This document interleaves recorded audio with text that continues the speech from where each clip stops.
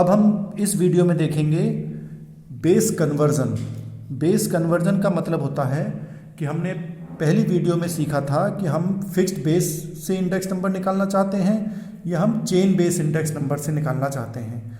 Fixed base में क्या होता है कि एक ही ईयर बेस रहेगा और इंडेक्स नंबर आगे बढ़ता रहेगा, लेकिन बेस ईयर एक ही रहेगा।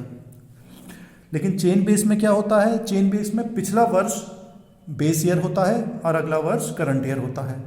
अगर 2003 की बात करें तो उसके लिए 2002 बेस हो जाएगा, 2004 के लिए करें तो 2003 बेस हो जाएगा, तो वो चेन बेस होता है। लेकिन अगर हमारा फिक्स्ड बेस से हमने इंडेक्स नंबर निकाल रखे हैं और उसे हम चाहते हैं कि हम उसे चेन बेस में कन्वर्ट कर दें, या चेन बेस से निकाल रखा है तो हम चाहते हैं कि उसको फिक्स्ड बेस में कन्वर्ट कर लें, तो बेस कन्वर्जन हम करना चाहते हैं। तो देखिए, फिक्स्ड बेस से चेन बेस या चेन बेस से फिक्स्ड बेस करना चाहते हैं तो देखिए दो फॉर्मूले मैंने यहाँ पे लिख रखे हैं।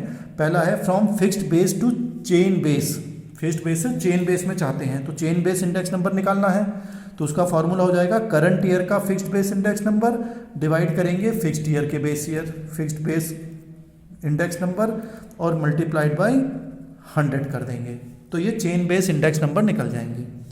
ऐसे ही फ्रॉम चेन बेस से फिक्स्ड बेस में कन्वर्ट करना है, तो इसका फॉर्मूला हो जाएगा fixed base index number equal to current year का chain index multiplied by previous year का फिक्स्ड बेस मल्टीप्लाइड बाय 100, यानी कि चेन और दोनों का मिक्स होकर इंटू 100 आ जाएगा। करंट ईयर का चेन बेस देखना है और मल्टीप्लाई करेंगे प्रीवियस ईयर के फिक्स्ड बेस से इंडेक्स नंबर को और डिवाइड कर देंगे 100 से, तो ये फिक्स्ड बेस में कन्वर्ट हो जाएगा। अभी हम क्वेश्चन करते हैं इसके, एक क्वेश्चन फिक्स्ड बेस को कन्वर्ट करेंगे चेन बेस में, एक चेन बेस से फिक्स्ड बेस को कन्वर्ट करेंगे, तब हमें और आसानी से समझ में आ जाएगा। तो हम क्वेश्चन देख लेते हैं। देखिए, पहला क्वेश्चन हमें दिया हुआ है, क्वेश्चन को कॉपी कर लीजिए पहले आप।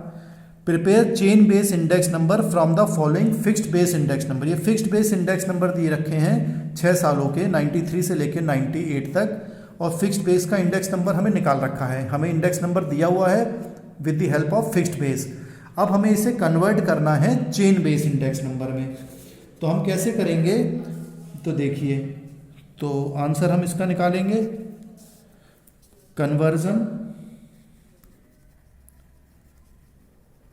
Conversion from fixed base to chain base, ये हमें करना है।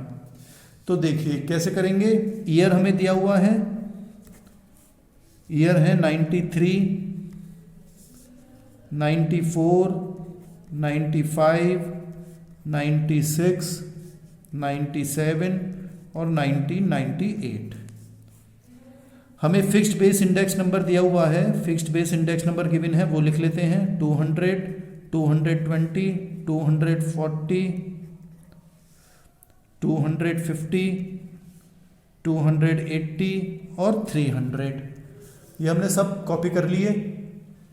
अब हमें क्या करना है, कन्वर्जन करना है। इसको हम कन्वर्ट करेंगे, तो कन्वर्जन के लिए देखिए हमें क्या करना है, फॉर्मूला देखिए आपने कॉपी करा होगा, करंट ईयर का फिक्स्ड बेस, यानी कि जो फॉर्मूला है, यानी हमें निकालना है चेन बेस इंडेक्स नंबर, तो current year fixed base index number देखना है, डिवाइड करना है प्रीवियस ईयर के फिक्स्ड बेस इंडेक्स नंबर से इनटू 100 करना है। बिल्कुल सिंपल फॉर्मूला है। तो देखिए कैसे करेंगे, करंट ईयर, अभी हम जो भी ईयर का कैलकुलेशन कर रहे हैं वो तो करंट ईयर हो गया। करंट ईयर का फिक्स्ड बेस कितना है, 200। प्रीवियस ईयर का भी वही माना जाएगा, यानी कि जब हम कन्वर्ट कर रहे हैं शुरुआत का तो 100 से ही स्टार्ट होगा, तो इसलिए पहले में कुछ करने की ज़रूरत नहीं है। प्रीवियस ईयर भी यही है, करंट ईयर भी यही है, और इंटू 100 करना है, तो यानी कि 200 डिवाइडेड बाई 200 इंटू 100, क्योंकि करंट ईयर भी यही है, प्रीवियस ईयर भी यही है, क्योंकि इसके ऊपर कोई हमें गिवन नहीं है, चीज़ें नहीं दी गई हैं, तो ये ऐसे कन्वर्ट कर लेंगे। लेकिन दूसरे वाले में देखिए करंट ईयर, अब हम इसका लिए निकाल रहे हैं, तो ये करंट ईयर हो गया और ये वाला प्रीवियस ईयर हो गया, तो यानी कि 220 डिवाइडेड बाई 200 इंटू 100, पहला वाला प्रीवियस ईयर हो गया।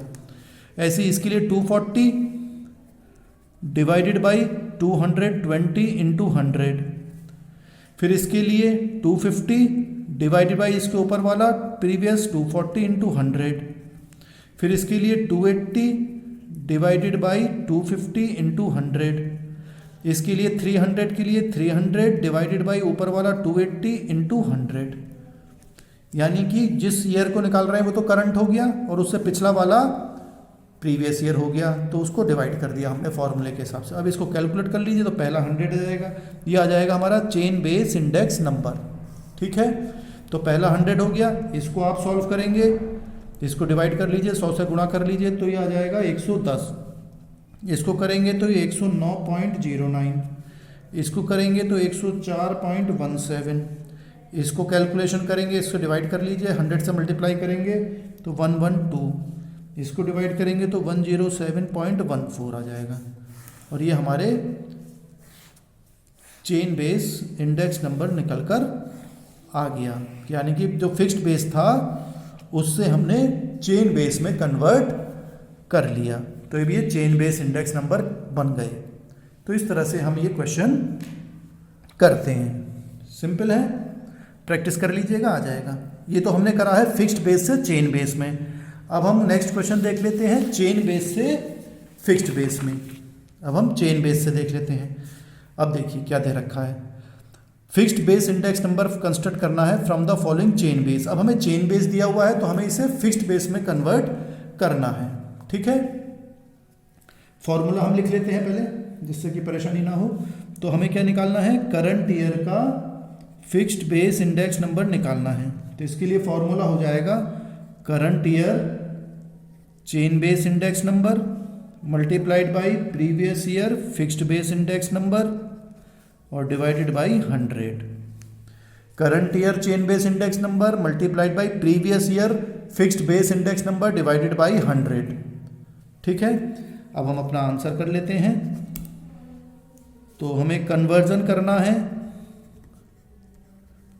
Conversion from chain base to fixed base.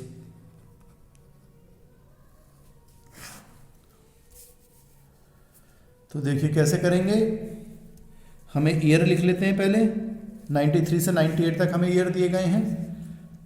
1993, 1994, 1995, 1996, 1997, 1998, ये हमने लिख लिए ईयर।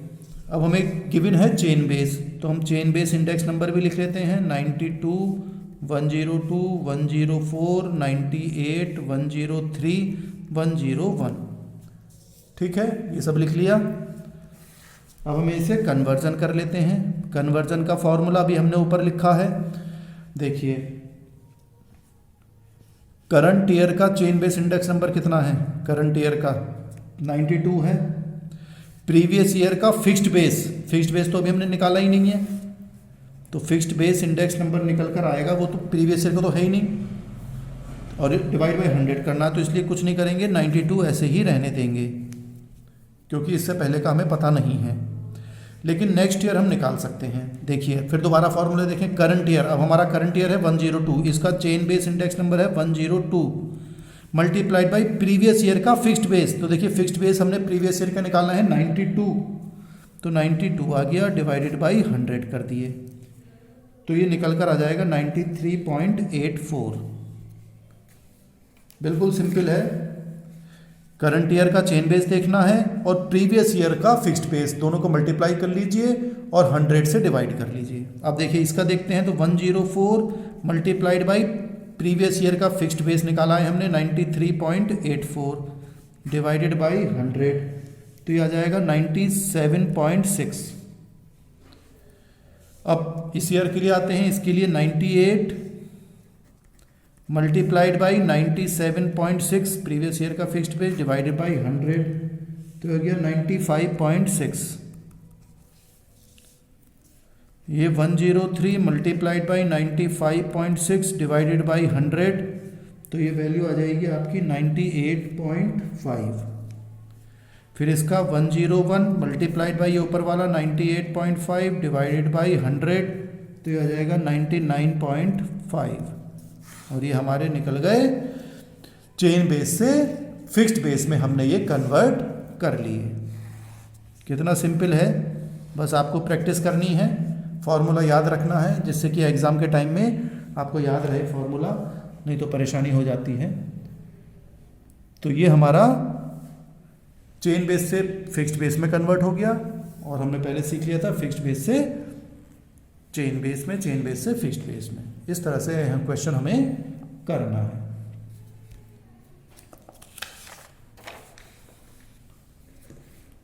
अब देखिए, अब हम देख सकते हैं नेक्स्ट पॉइंट,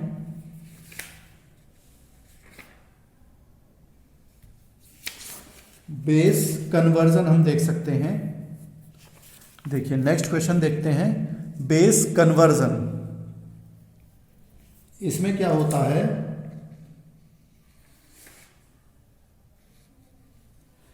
बेस कन्वर्जन चल रहा है और इसमें हम बेस शिफ्टिंग हमें करना है।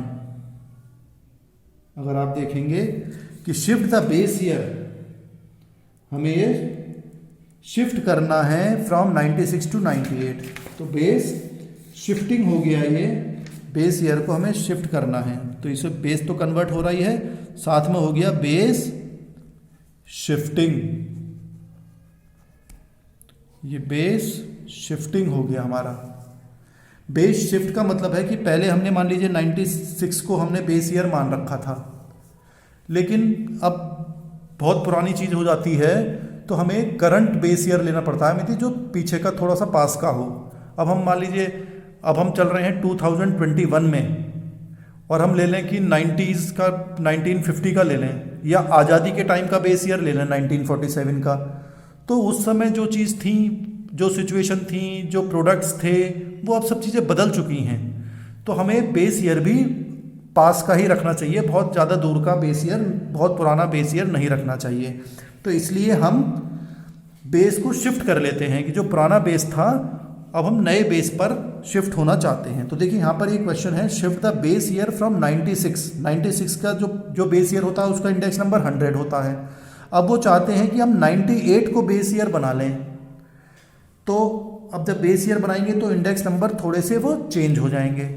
तो चेंज हो जाएंगे तो अब हम कैसे कन्वर्ट करें, बेस को शिफ्ट कैसे करें, क्या फॉर्मूला लगाएं। तो देखिए फॉर्मूला मैंने यहाँ लिख रखा है ऊपर, न्यू बेस इंडेक्स नंबर, क्योंकि न्यू बेस जब आएगा तो इंडेक्स नंबर बदल जाएगा। तो क्या फॉर्मूला होगा, old index number of current year divided by old index number of new year into 100। बिल्कुल सिंपल फॉर्मूला है, यानी कि old index number of current year, जो करंट ईयर हम कर रहे होंगे उसका ओल्ड इंडेक्स नंबर, और old index number of new year देखेंगे।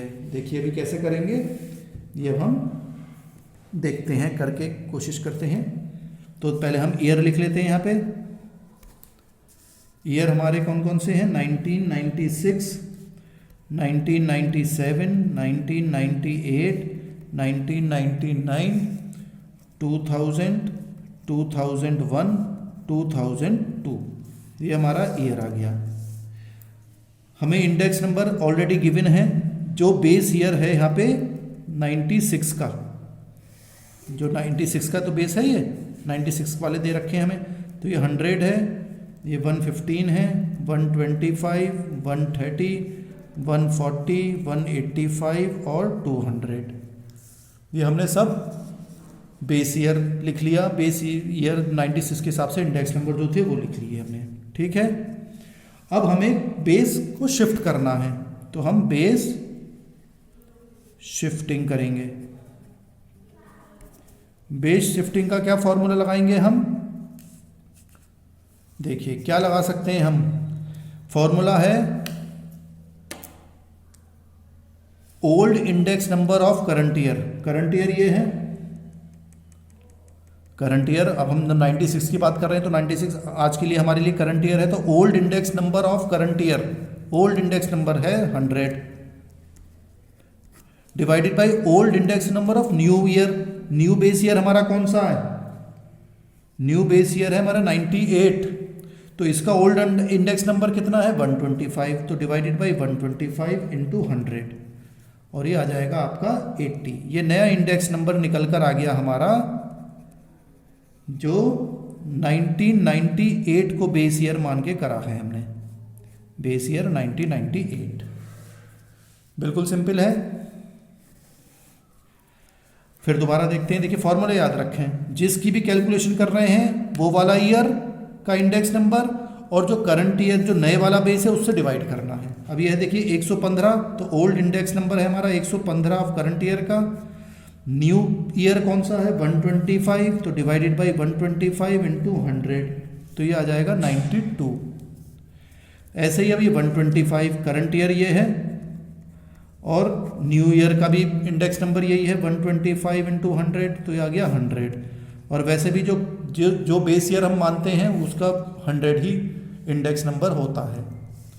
99 पे आते हैं तो 130 डिवाइडेड बाई 125, क्योंकि नया old index number of new base year है 125 इंटू 100, तो ये आ गया आपका 104।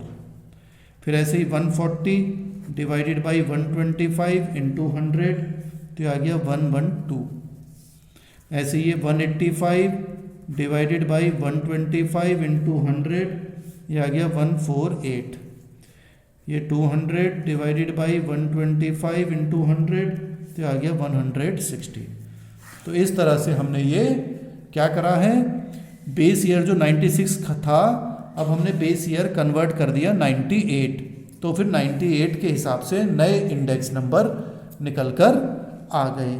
तो इस तरह से हम बेस शिफ्ट कर देते हैं। फॉर्मूला आपको याद रखना है, देखिए फॉर्मूला याद रख लें, कॉपी कर लें, इसे याद कर लें कि ये फॉर्मूला हमें यहाँ पे लगाना है।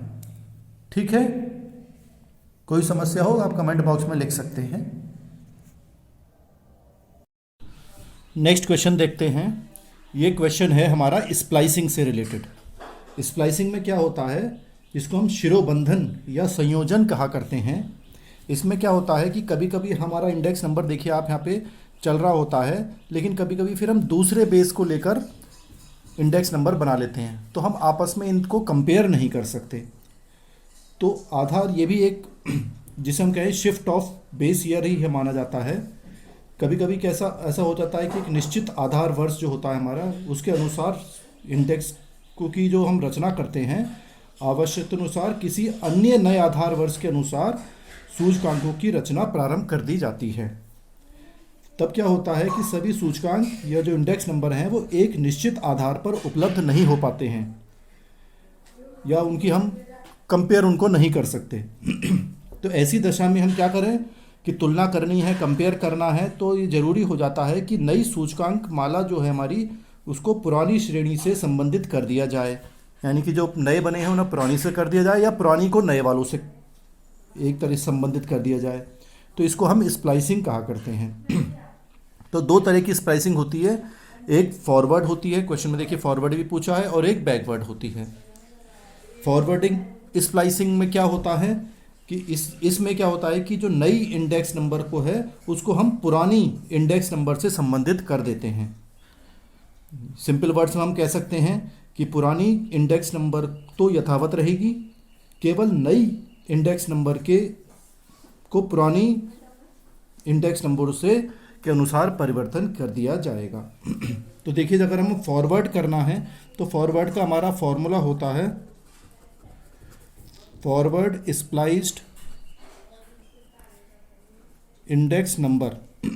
तो कैसे निकालेंगे, ये निकलेगा हमारा, देखिए न्यू, ये याद रखना पड़ेगा आपको, नोट कर लीजिएगा, new index number of current year इस वर्ष का into old index number of new base year,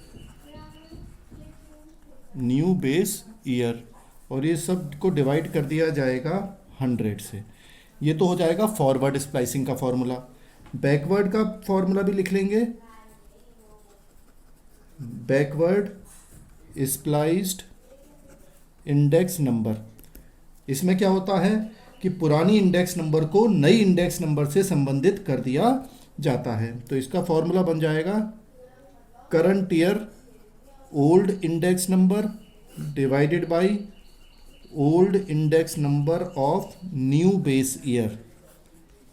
तो ये याद रखना पड़ेगा आपको, याद करना पड़ेगा ये फॉर्मूला, और ये सबको इनटू 100 से मल्टीप्लाई कर दिया जाएगा। तो अब हम ये क्वेश्चन देख लेते हैं ऊपर वाला। क्वेश्चन देखिए, आपको दिया हुआ है, क्वेश्चन को कॉपी कर लें पहले, क्योंकि फिर ये हट जाएगा जब मैं क्वेश्चन को सॉल्व करूंगा। देखिए लिख रहा है, splice the following two index number series continuing series A forward, A को फॉरवर्ड चलाना है और सीरीज बी को बैकवर्ड। सीरीज बी को क्योंकि यहाँ तक तो दे रखा है, इसका बैकवर्ड पता लगाना है, यानी कि हमें दोनों मेथड से करना है, फॉरवर्ड से भी और बैकवर्ड से भी।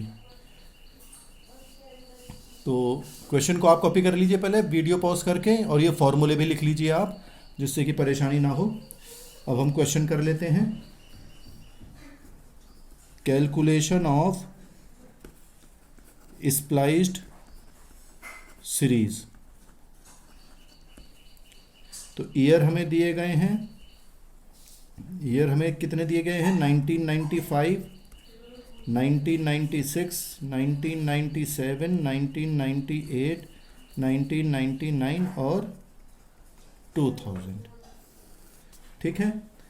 इंडेक्स नंबर हमें पहले वाले के सीरीज ए के दिए गए हैं 100, 150 और 200, और इंडेक्स नंबर हमें बी सीरीज के दिए गए हैं, पहले तीन में तो नहीं है, यहाँ पर है फिर 100, 120, 160 और 175, ये लिख लिया हमने।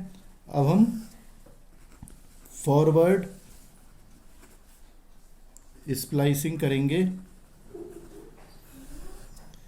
फॉरवर्ड स्प्लाइसिंग में क्या होगा कि हम पुरानी वाली तो ऐसे ही रहेगी,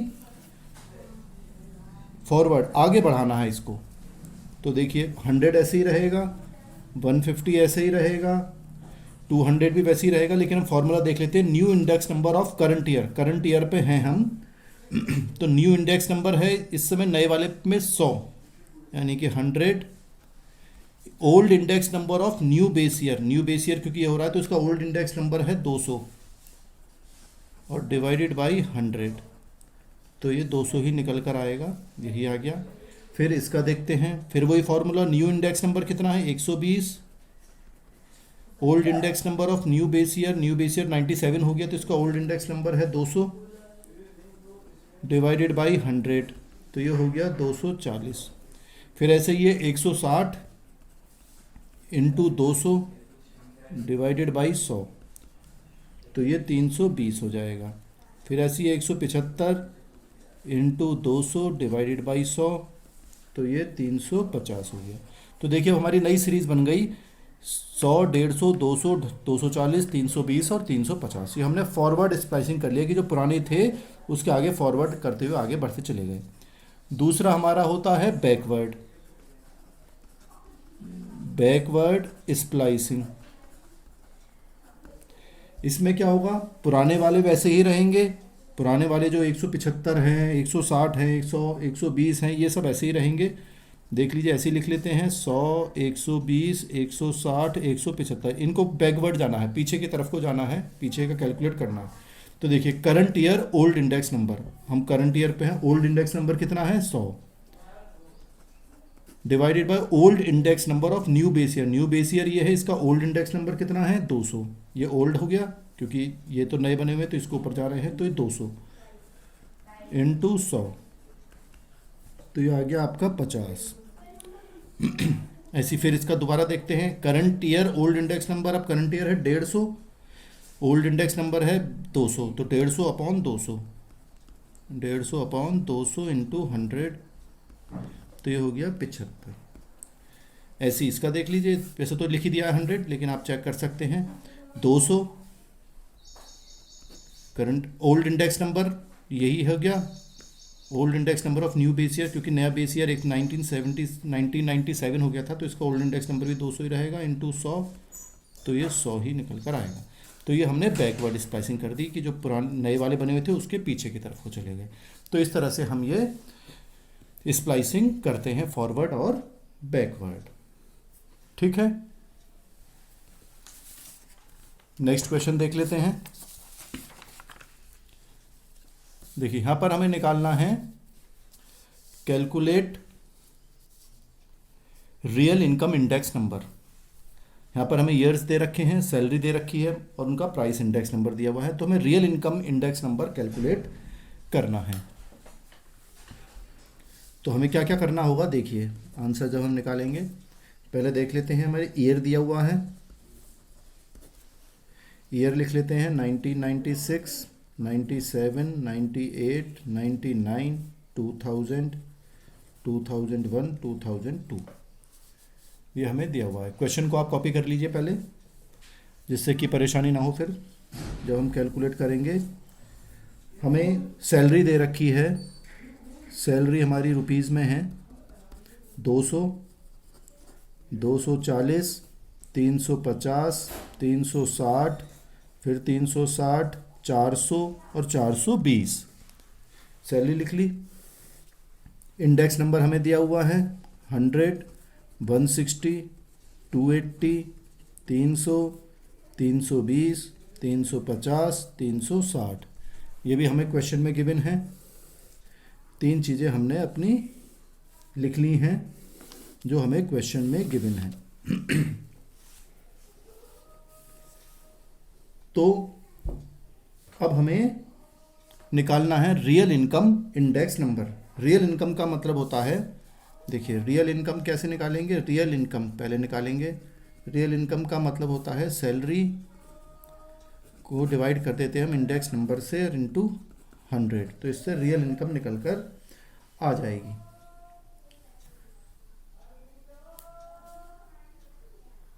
तो ये हमें इंडेक्स नंबर दिया है और सैलरी दे रखी है, तो रियल इनकम मतलब वास्तविक आय। वास्तविक आय हो सकती है, सैलरी हो सकती है, मजदूरी वेजेस हो सकते हैं। तो उसके सूचकांक को ज्ञात करने के लिए हम ये फॉर्मूला यूज कर रहे हैं। तो क्या हो जाता है कि सामान्य मूल्य स्तर में होने वाले परिवर्तन के आधार पर जो हमारी मजदूरी है या सैलरी है से वास्तविक मजदूरी या वास्तविक आय ज्ञात करने को, सूचकांक को हम ये अपस्फीति या डिफ्लेशन कहा करते हैं। देखिए क्या देखा जाता है जनरली कि व्यक्तियों की मजदूरी या आय में तो वृद्धि होती है, लेकिन जब उनका मूल्य स्तर में उससे भी अधिक गति से वृद्धि होती है तो वास्तविक आय कम हो जाती है। यानी कि हमारी सैलरी वेजेस तो बढ़ रहे हैं, लेकिन जब महंगाई बढ़ने लगती है, इन्फ्लेशन हो जाता है कि महंगाई बढ़ रही होती है, तो अगर 100 रुपये से हमारी 110 रुपये भी हो गई, लेकिन महंगाई बढ़ गई तो 100 और 110 में कोई फ़र्क हमारे लिए नहीं बचता है। हमारी सैलरी बढ़ रही है ठीक है, लेकिन जब महंगाई बढ़ जाती है तो परचेजिंग पावर कहें कि जो 100 रुपये में चीज़ आ रही है फिर वो 110 में आएगी, तो हमारे लिए रियल इनकम वास्तविक आय में बढ़ोतरी एक तरीके से नहीं हुई, क्योंकि हमारी सैलरी बढ़ी तो महंगाई भी बढ़ गई, तो हमें तो कोई फ़ायदा हुआ नहीं। तो वो हम रियल इनकम निकालते हैं salary upon index number into 100 करके। फिर ऊपर हमसे पूछा है रियल इनकम इंडेक्स नंबर, तो रियल इनकम का इंडेक्स नंबर भी हम निकाल सकते हैं। Current year real income divided by base year real income. Current year और बेस ईयर के रियल इनकम को फिर हम डिवाइड करके 100 से मल्टीप्लाई कर देंगे। तो पहले हम रियल इनकम निकाल लेते हैं। देखिए यहाँ पे रियल इनकम कैसे निकालेंगे, देखिए सैलरी अपॉन इंडेक्स नंबर, तो सैलरी है 200 डिवाइड बाई 100 इंटू 100 करना है। देखिए फॉर्मूले में इंटू 100 है, तो इंटू 100 कर दिया तो ये आ गया 200।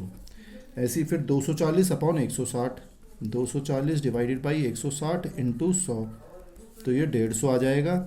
फिर ये 350 डिवाइडेड बाई 280 इंटू 100, ये 125 आ जाएगा। फिर ये 360 डिवाइडेड बाई 300 इंटू 100, ये 120। ऐसे ही फिर ये 360 डिवाइडेड बाई 320 गुणा 100, तो ये आ जाएगा आपका 112.5। फिर ऐसे ये 400 डिवाइडेड बाई 350 इंटू 100, तो ये आ जाएगा आपका 114.3। फिर लास्ट वाला 420 डिवाइडेड बाई 360 इंटू 100 कर लिया, तो ये आ गया 116.67।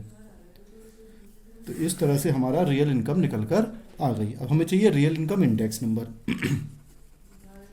तो रियल इनकम इंडेक्स नंबर निकालने के लिए क्या करना है, करंट ईयर का रियल इनकम और बेस ईयर का रियल इनकम को डिवाइड करना है, इंटू 100 करना है। तो देखिए अब हम इस ईयर पे है तो ये करंट ईयर यही है 200।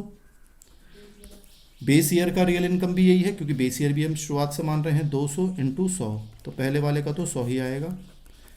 दूसरा देखते हैं, देखिए करंट ईयर रियल इनकम कितनी है 150, और बेस ईयर 96 माना है, बेस ईयर का रियल इनकम कितनी है 200 इंटू 100, तो हो गई 75।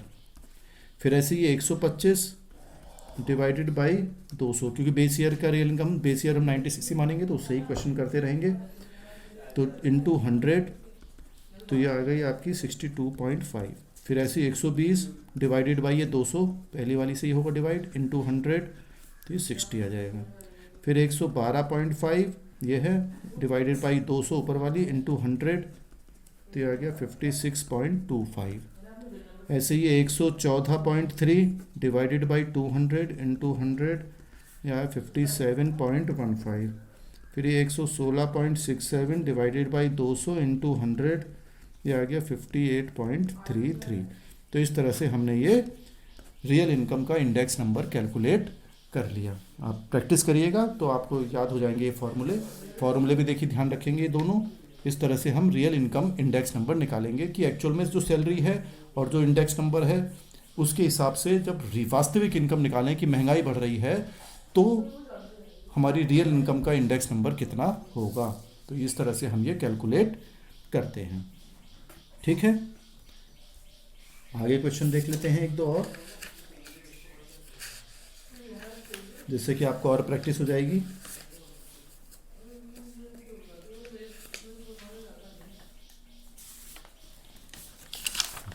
ये क्वेश्चन देखेंगे हम,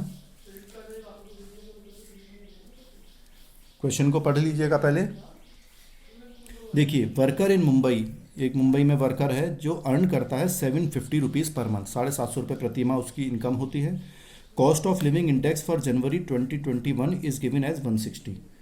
ये हमें index number, cost of living index दे रखा है जनवरी का 160। अब यूजिंग द फॉलोइंग डाटा, जो डाटा हमें गिवन है, find out the amount of spent on food and rent.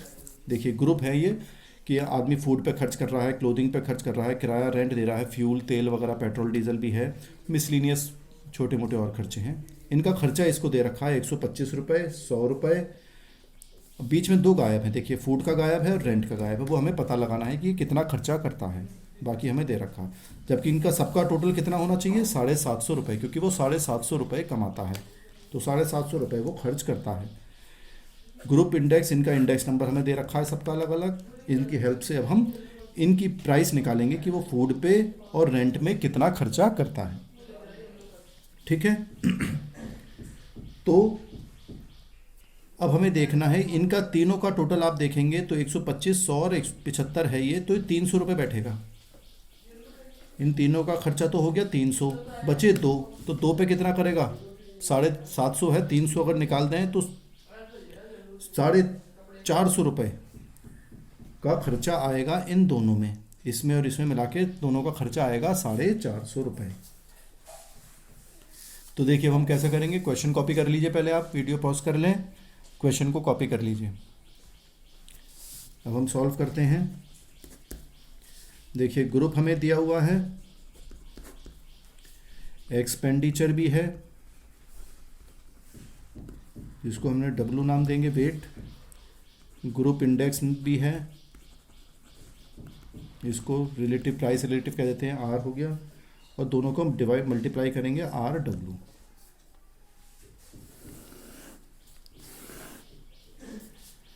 Food,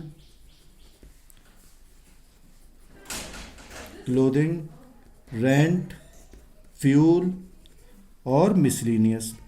expenditure पता नहीं, एक को हमने x मान लिया, ये 125, इसको y मान लेते हैं, या y ना मान के हम ऐसा कर सकते हैं कि टोटल जो होगा वो कितना होगा इनका 750 होगा, यानी कि समेशन W जो है वो 750 रहेगा, क्योंकि 750 रुपये वो महीना कमाता है। तो हमारा इन तीनों का अगर खर्चा देखें, अगर हम ये तीनों का खर्चा देखें तो टोटल एक्सपेंसेस, तो हमारा टोटल खर्चा कितना है, टोटल एक्सपेंस रहेगा 750 रुपये। जो ज्ञात है हमें ज्ञात कितना है 125 रुपये, 100 रुपये और 75 रुपये, तो ये तीनों का टोटल हो गया 300 रुपये। तो बैलेंस ऑन फूड और रेंट पर कितना होगा 750 में से 300 रुपये घटा दीजिए, तो दोनों का मिला के 450 रुपये का खर्चा होगा फूड पर और रेंट पर। तो टोटल मिला के ये हमारा एक्स हो गया, ये 125 है, तो टोटल 450 खर्चा हो गया फूड पे और रेंट पे। तो ये एक्स मान लिया, तो बचा कितना, 450 माइनस एक्स। यहाँ पर तो हमें पता ही है 100 दे रखा है और 75, क्योंकि 450 रुपये खर्चा होगा फूड और रेंट पे, तो फूड को एक्स मान लिया, तो 450 में से एक्स घटा दो तो रेंट का खर्चा आ जाएगा, और ये टोटल रहेगा 750। ये इंडेक्स नंबर हमें दिया ही हुआ है 190, 181, 140, 118, 101, ये सब हमने लाइन से लिख लिया। दोनों को मल्टीप्लाई कर लेते हैं।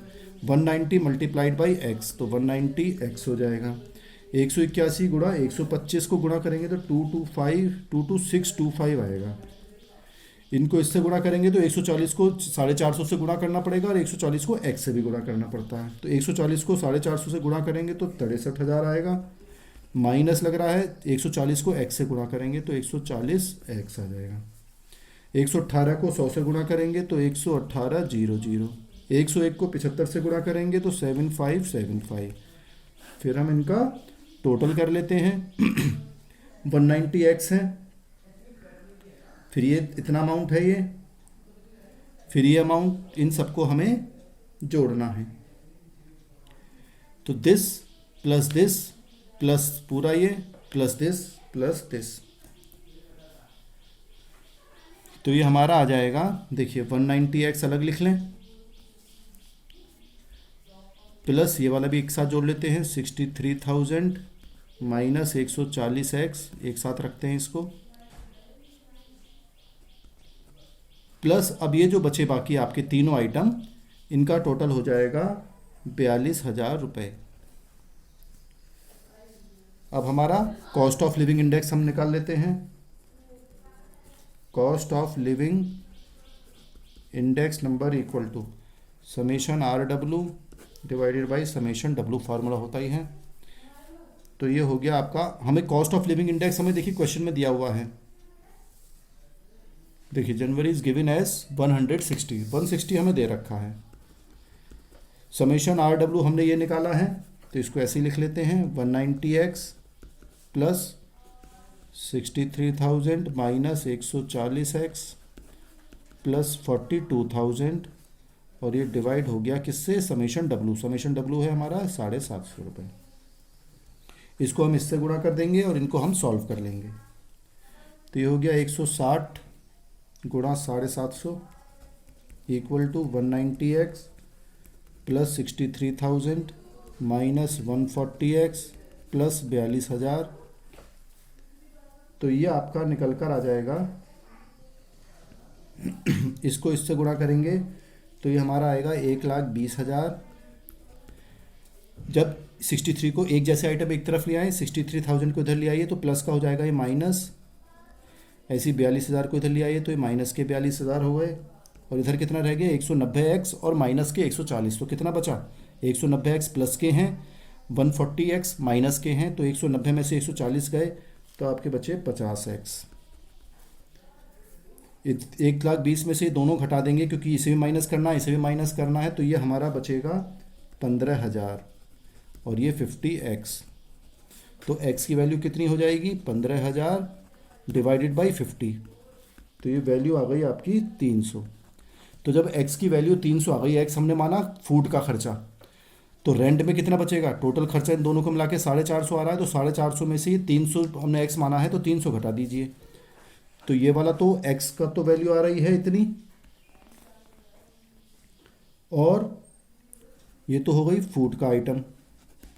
तो रेंट का कितना बचेगा 450 माइनस x, यानी कि 450 माइनस 300 बराबर 150, तो ये 150 रुपये इसका खर्चा आ गया। तो देख सकते हैं आप x का 300 रुपये और रेंट का 150 रुपये ये खर्च करेगा। इस तरह से ये प्रश्न हमें करना है, आप प्रैक्टिस कर लीजिए, 2-3 बार करेंगे तो आपको प्रैक्टिस हो जाएगी। एक लास्ट क्वेश्चन और देख लेते हैं, थोड़ा समझना पड़ेगा क्वेश्चन को। देखिए in 2018 in an enquiry of 2 towns A and B, 2 town में हमने सर्वे इंक्वायरी करी और ये पता लगा it was found that average working class was spending on food and other items, food और अदर आइटम्स में कैसे कैसे ए शहर में और बी शहर में कैसे कैसे खर्चा करते हैं। ए में फूड पर 64% खर्चे करते हैं और बाकी आइटम्स पे 36%, यानी कि जो टोटल खर्चा है उसमें 64% फूड पे खर्चा करते हैं और बाकी 36% खर्च करते हैं। टाउन बी में आधा आधा है, आधा फूड पे और आधा बाकी आइटम्स पे वो खर्च करते हैं। अदर आइटम्स हो सकते हैं पेट्रोल है, डीजल है, कपड़े वगैरह है, किराया है और छोटे मोटे और खर्चे उनके हैं। इन 2021 की बात है फिर, the consumer price index stood at 279, A का 279 है और बी का 265 है index number consumer price index. Base year 2018 है जो 100 मानते हैं हम इसका index number. It was known that, पता लगा कि rise in the prices of all articles consumed by working class was the same for A and B. जो महंगाई बढ़ी, जो प्राइसेस बढ़े हैं वो ए और बी में दोनों में समान बढ़े हैं। अब हमें कैलकुलेट करना है index number for food and other items for 2021, क्योंकि ये तो बेस ईयर तो 2018 का, 21 में कितना इनका इंडेक्स नंबर होगा फूड का और अदर आइटम्स का। तो ये हमें क्वेश्चन देखना है। ठीक है, क्वेश्चन को पहले आप कॉपी कर लीजिए, वीडियो पॉज कर लें, क्वेश्चन को कॉपी कर लीजिए, क्योंकि हट जाएगा जब मैं क्वेश्चन करूँगा। तो आपके पास क्वेश्चन रहना चाहिए कॉपी में कि आप उसे देखते रहें जब हम आंसर कैलकुलेट करेंगे। ठीक है, तो देखिए हमारे 2 आइटम्स देख लेते हैं पहले। आइटम्स दोनों के लिए टाउन ए और टाउन बी रहेगा, टाउन ए और ये हो गया इधर टाउन बी की कैलकुलेशन कर लेंगे हम। रिलेटिव आर निकालेंगे, डब्लू हमें गिवन है और फिर आर डब्लू करेंगे जैसे पिछले क्वेश्चन में करा था, ऐसी आर डब्लू इस तरह से ये हमने बना लिया फॉर्मेट। इसमें देखिए फूड है और अदर आइटम्स है। आर, अब इनको हम मान एज्यूम कर लेते हैं, एक को रिलेटिव एक्स मान लिया क्योंकि हमें कैलकुलेट करना है, एक को एक्स मान लिया, एक को वाई मान लिया, ऐसे इधर एक्स इधर वाई मान लिया। डब्लू हमें गिवन है 64 और 36, परसेंटेज जो है 34 और 36, इधर 50 और 50। आर डब्लू को गुणा करेंगे, आर और डब्लू को, तो 64 गुणा एक्स तो 64 एक्स हो जाएगा, ये 36 वाई हो जाएगा। ऐसे इधर 50 एक्स और 50 वाई हो गया।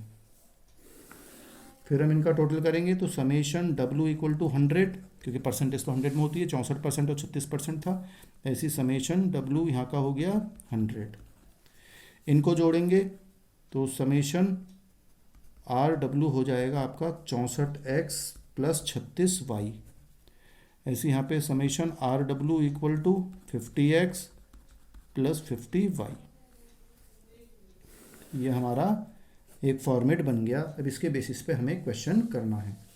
जो मूल्य वृद्धि है, जो प्राइस चेंज हो रहे हैं वो दोनों में समान हैं, एक का x हो गया, एक का ये y हो गया।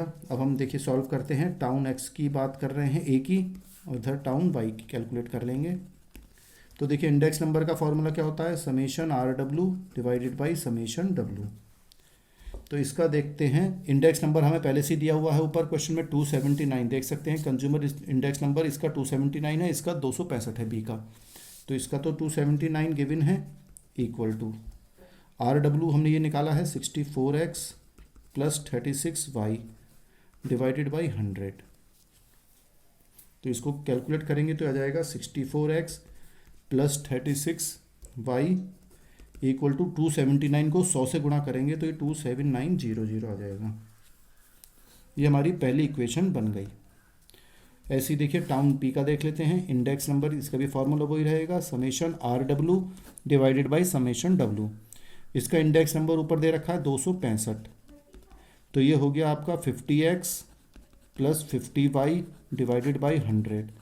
तो ये हो गया 50x plus 50y equal to 265 गुणा 100 क्रॉस मल्टीप्लाई कहते हैं इसको, ये हो गया। तो ये हमारी सेकंड इक्वेशन आ गई। अब इन दोनों की इक्वेशंस को हम x और y को कैलकुलेट कर लेंगे। x और y को फाइंड आउट करना है हमें। कैसे सॉल्व करते हैं, साइमल्टेनियस इक्वेशंस कहते हैं इसको हम।